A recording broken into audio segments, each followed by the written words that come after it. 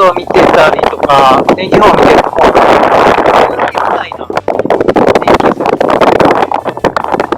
天気予報のニュースでも、梅雨明けの雰囲気なんじゃないかな。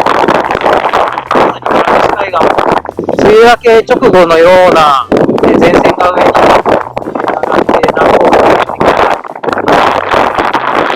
ような、いいですね。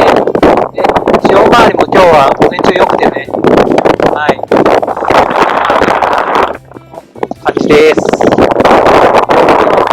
そうね、楽しめるように少し練習しないと楽しめないかもしれないです。